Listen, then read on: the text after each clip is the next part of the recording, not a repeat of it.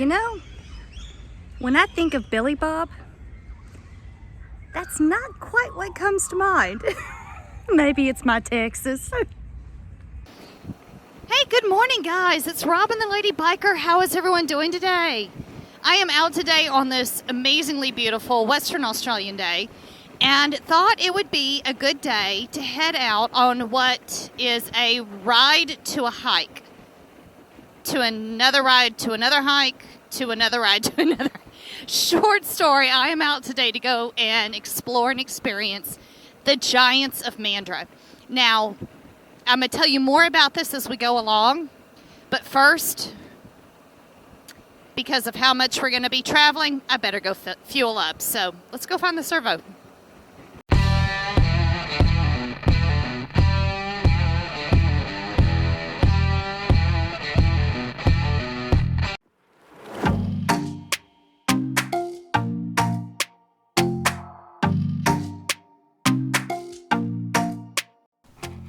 Knowing I would be doing a fair bit of riding, I took a short detour to fuel up Scarlett. Then it was back on the road to head south out of Perth to the coastal town of Mandurah, Western Australia.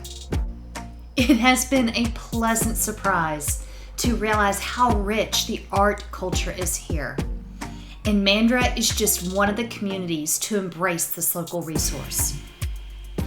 A few months back, a new and unusual exhibit opened to the public, the Giants of Mandurah. And since it would give me the opportunity to mix two of my favorite things, riding Scarlett and hiking, I just had to check it out.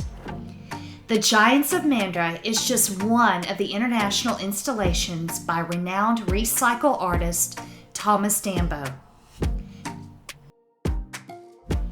Thomas Dambo, known as an artist and an activist, has shared his unique form of art all over the world, in places like Denmark, the US, France, Germany, China, South Korea, and Chile.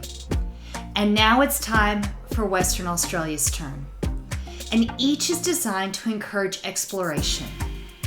In the spirit of exploration, the exhibit is scattered over a large area and set up kind of as a treasure hunt game.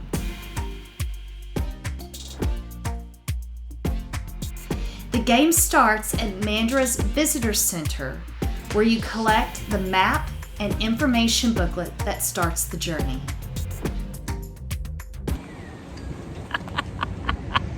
Oh my gosh. Okay, guys, so I'm here at the Mandurah Visitor Center, where I picked up my guide for the Giants of Mandurah. To get started, because this whole thing is kind of set up like a game, which, I mean, that's kind of a little bit of fun. So what you do is you pick up your book, which has all the information that you want about the artist and everything that I just talked about. But you start in this little cool little QR code. You click that in, it takes you right to Google Maps, and it takes you to the parking area which is close to each of the Giants. And then off you go on a hike. I'm kind of glad I brought a pair of shorts and sandals because the day's warming up quick and I'm not sure how long I'll be able to stay in my riding gear as I'm making these walks. So, anyway. All right, now y'all gonna find out just how bad my Texas can slaughter some of these names. But I'm headed to Santi, Ikto. Anyway, he's my first giant of the day. Let's go see the Giants.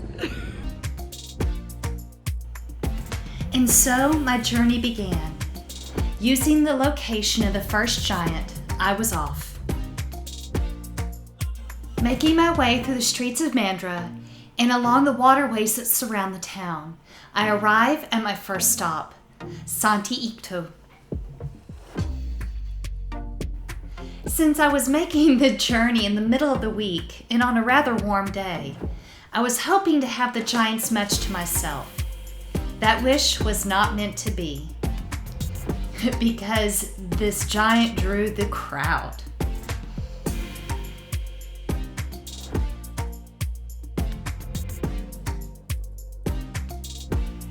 As I made my way towards this first spectacular creation, I was struck by the beauty and intricacy of the giant. Though I knew it was designed to have a deep tie to nature and to the history of the First Nations, I was surprised by how deeply it would affect me. Wandering along the coast, I felt the simple power of the moment. Making my way back to Scarlet, it was off to the next giant, Seba's song. While speaking with the volunteers back at the visitor center, I learned that each exhibit is designed to celebrate the diversity, beauty, and importance of the natural world in which it is located. Thomas Dambo handmade each of his sculptures by using recycled and locally sourced materials. He used items such as scrap wood and other brush trash wood, i.e. tree branches and stumps, to create expressive and amazingly beautifully larger-than-life sculptures throughout the area. When reading about why the Mandurah area was chosen, I found that there were two reasons. First is that the local estuary, twice the size of Sydney Harbor, is one of Australia's most vibrant and important water systems. Home to some of the most diverse and oldest water life, it is also shelter and a safe harbor for many of Western Australia's waterfowl. Walking the trails to each of the exhibits, you will see many things along the way. One is the blue trees that you will find scattered throughout the area. This project was started to bring awareness to the importance of mental health by encouraging discussions about how it is okay to have a blue day. Something else seen on the trails along with people from all over the world are the travelers of the four-legged variety as well. The second reason Mandurah was chosen was because of the rich connection to many traditional owners.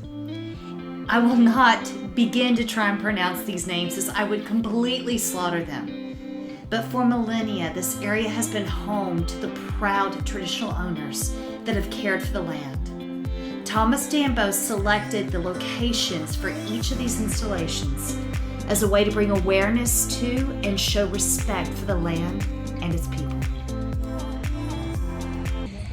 All right, guys, so stopping for a second, need some water and some food. The giants are pretty cool. Anyway, the next one on the list was, what was it, Vivi Cirkelstone? I think was the name of that one. And sadly, that one, roughly 6 weeks after the exhibit opened, was it burned down. And initial reports are alluding to the fact that it was a case of arson. And needless to say, in a community that is so steeped in art and that appreciates art as much as this entire area of Western Australia does, the public outcry was quite loud. So the next one, I think it's called Little Lou, but it's the longest walk and the longest hike. So I'm gonna take a break and then I'll get back on Scarlet and we'll keep on moving.